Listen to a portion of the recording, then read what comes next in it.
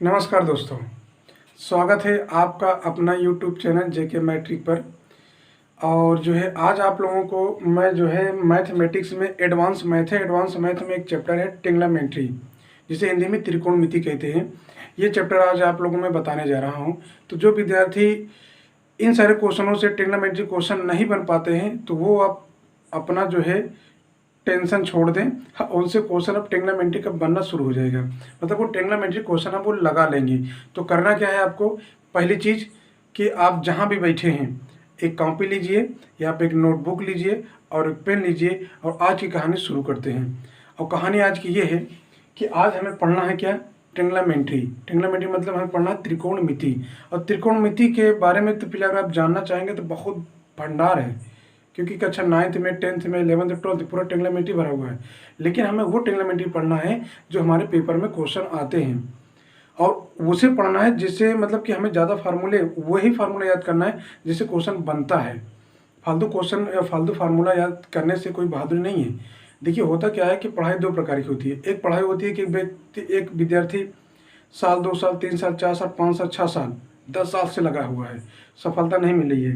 और एक विद्यार्थी वो होता है जो साल भर मेहनत किया, साल 1.5 साल मेहनत किया और सफलता लेके चला जाता है। तो कारण सिर्फ इतना है कि वो क्या करता है कि अगर जब कोई पेपर देता है तो पेपर को सिलेबस को नोट करता है। सिलेबस को जब नोट करता है तो उन क्वेश्चनों पर अटैक करता है, जो उन सिलेबसों पर अटैक करता है जो जो सिलेबस में दिया उस सिलेबस के अनुसार पढ़ता है। अब मान लीजिए कि आपका, मानो आप रेलवे ग्रुप डी की तैयारी कर रहे हो, ठीक है।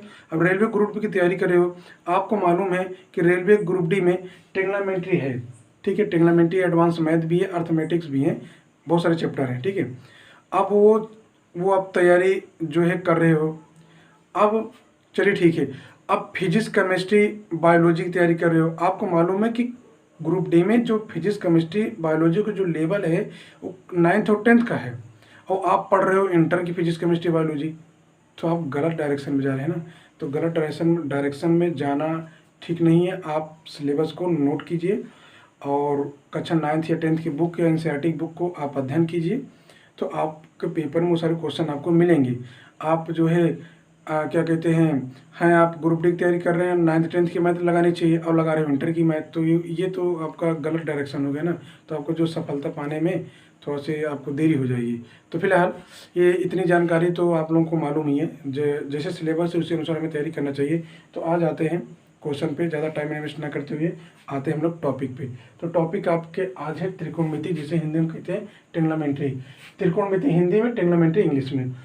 कोण मापने की विधियां, कोण हम मापने की जो है एक डिग्री में मापते हैं, जैसे कि बोला जाता है समकोण। समकोण 90 डिग्री का होता है। एक रेडियन मापा जाता है, जो मापे जाता है कोण रेडियन में और डिग्री में। और रेडियन में जो पाई की वैल्यू होती है वो 180 डिग्री होती है।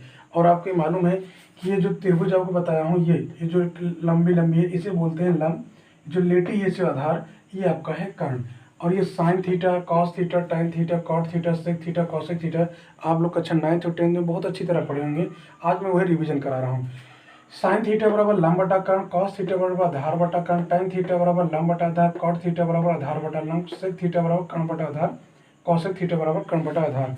ये कहाँ से आया, ये देखिए लाल बटा कक्का से। तो ये साइन है, ये कॉस, ये टेन। देखिए मैं यहाँ पे लिख दिया हूँ, ये देखिए sine cos tan, cot sec cosec, इसी के अनुसार ये सारे बने हुए हैं। आपको मालूम है कि sine square theta plus cos square theta बराबर 1 होता है। 1 प्लस टेन स्क्वायर थीटा बराबर sec square theta. 1 plus cot square theta बराबर कॉसेक स्क्वायर थीटा होता है। और टाइन थीटा की वैल्यू होती है sine theta upon cos theta. Cot theta की वैल्यू होती है cos theta upon sine theta. अब होगा क्या कि जब ये आपको त्रिभुज देगा तो त्रिभुज में क्या होता है कि देखिए, अगर आपको कर्ण दे दिया, आधार दे दिया तो लंब पूछ लेगा, लंब दे दिया, आधार दे दिया तो कर्ण पूछ लिया, कर्ण दे दिया, आधार दे दिया तो लंब पूछे के तीनों घुमा फिरा के आपसे क्वेश्चन पेपर में बनते हैं। और आपको अगर इन चीज़ों से बचना है और कम समय में क्वेश्चन को लगाना है तो इनको आप याद कर लीजिए, ठीक है। जैसे 3 4 5 5 12 13, ये जो लास्ट वाला है ना, ये सब कर्ण है। क्या है, ये कर्ण है। अब ये लंब है, आधार है, आधार या लंब है, जो भी है। तो बी, इतना ध्यान दीजिए कि जो लास्ट वाला ये सारे आपके कर्ण है। अब कहोगे सर जी कैसे इनका यूजेस है, तो मैं आपको एग्जाम्पल जरिए बता रहा हूँ।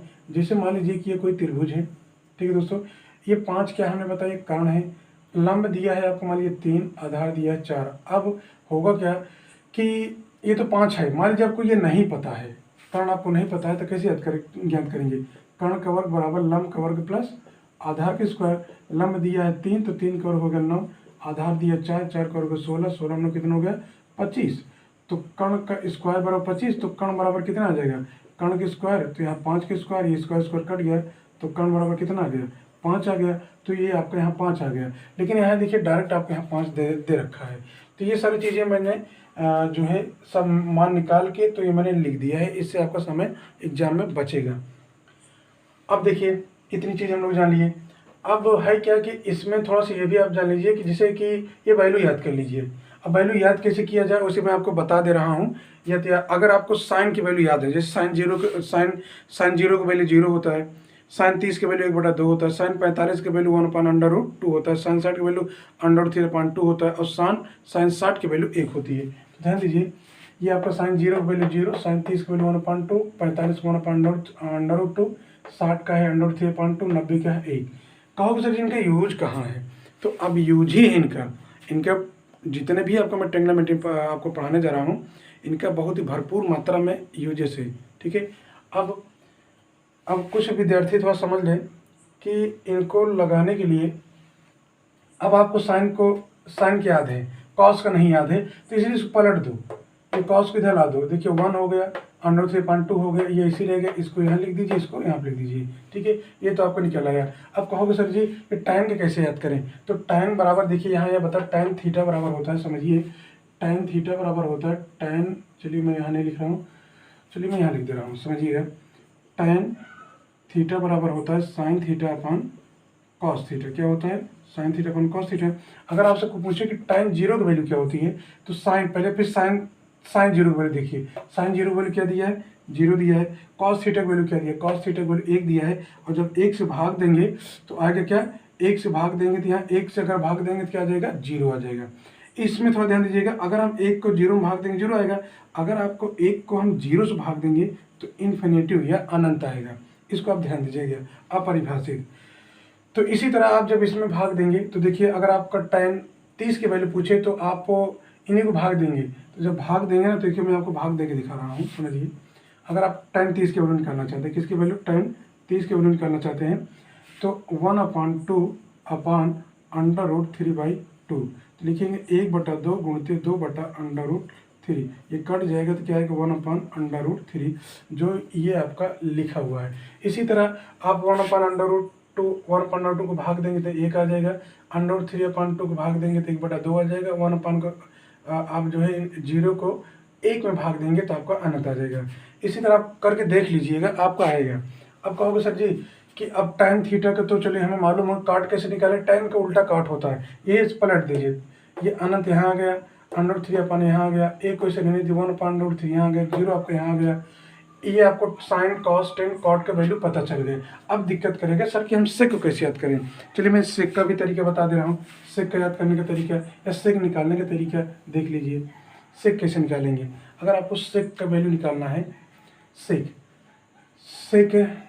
0 का वैल्यू निकालना, आपको मालूम है सेक थीटा बराबर या सेक थीटा बराबर 1/cos थीटा होता है। ठीक है दोस्तों, अगर आपको सेक 0 की वैल्यू लाना है, किसकी वैल्यू लाना? सेक 0, और सेक थीटा बराबर हो तो 1/cos थीटा, तो आप 1 लिखिए। लेकिन आप यहाँ देखिए cos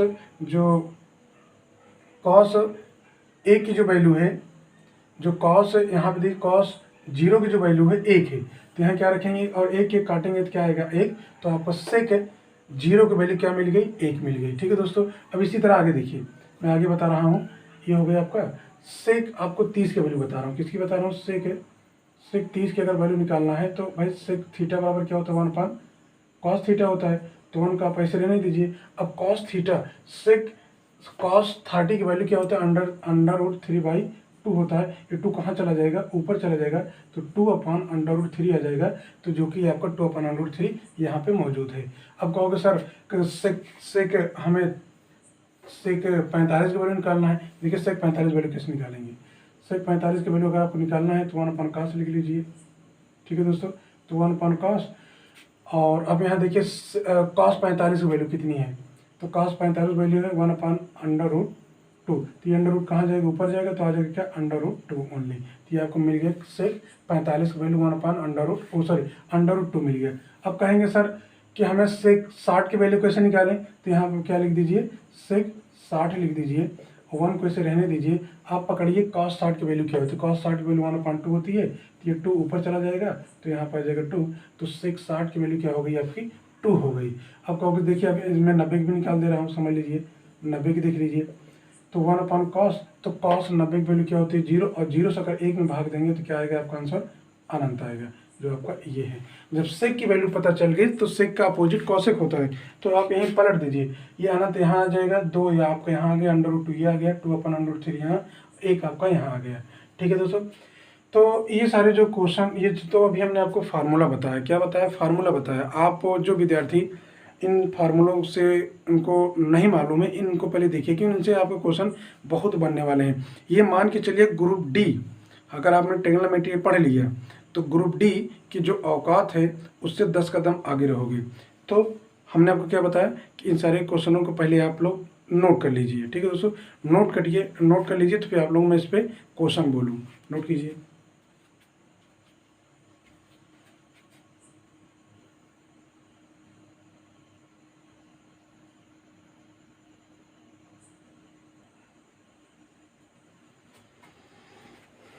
तो आज जो है अभी जो फार्मूला आप लोग को मैं बताया था, उसी फार्मूला के बेस पे, उसी फार्मूला के आधार पे मैं आपको जो है क्वेश्चन बताने जा रहा हूँ। थोड़ा ध्यान दीजिए इधर आप लोग। यहाँ दिया है कि यदि tan थीटा बराबर 3/4 और थीटा न्यून कोण है तो कॉसेक थीटा की वैल्यू होगी।